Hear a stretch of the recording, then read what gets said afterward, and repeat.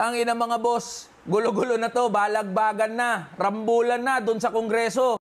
Tangina kasi mga congressman to, kayo na nga yung nangungunang gumawa ng gulo at drama dyan sa Kongreso kasi nga gusto nyo yan eh.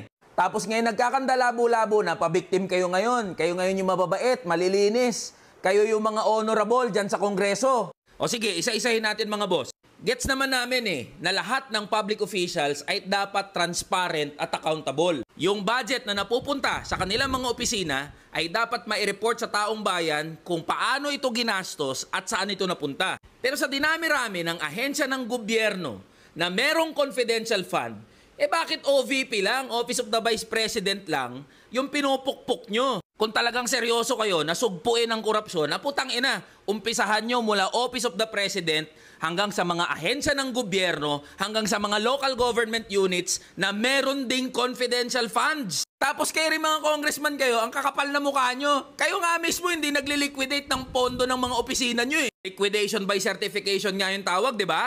Di nga kayo nagpo-provide ng resibo kung saan nyo ginastos yung pondo na nilagak sa mga opisina nyo. Tas ngayon, galit na galit kayo, ang lalakas nyo mamulis, mga ulol pala kayo eh. Pangalawa mga boss, wala namang malinaw na legislative purpose yung mga hearing na ginagawa ng Kongreso. Okay, parte ng trabaho ng Kongreso na magpatawag ng mga hearing. Nasa konstitusyon natin yan eh. Pero malinaw yan na hearing in aid of legislation. O anong malinaw na legislative purpose ng mga hearing? Walang katapusang hearing na pinagagawa nyo. Minin nyo na kasi na political persecution yan sa mga kalaban ng administrasyon. Ang mas masama, ang pinupuruhan nyo, yung mga maliliit at ordinaryong kawani lang din ng gobyerno. Pagsalungat sa gusto nyo mangyari, pag hindi nyo narinig yung gusto nyong marinig, ipapasight in contempt nyo, ipapakulong nyo, haharasin nyo. Diba ilang beses na nangyari yan sa mga hearing? Yung mga resource person at mga staff ng mga ahensya na pinapatawag nyo, inagde-detain nyo dyan sa Kongreso. Pangatlo, para saan ba talaga itong mga hearing na ginagawa ng Kongreso?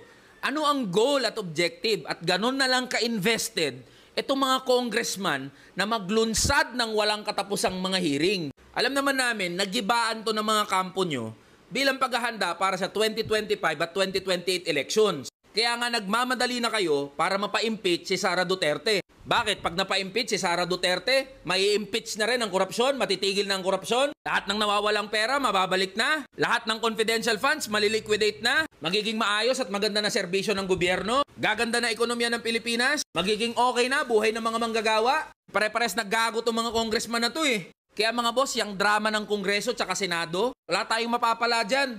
Dehado pa nga tayo eh. Kasi sa halip na pag-usapan, yung iba pang mga mahalagang issue, gaya ng sahod, provincial rate, walang ibang inatupag itong mga congressman natin, kundi magbalagbagan at magrambulan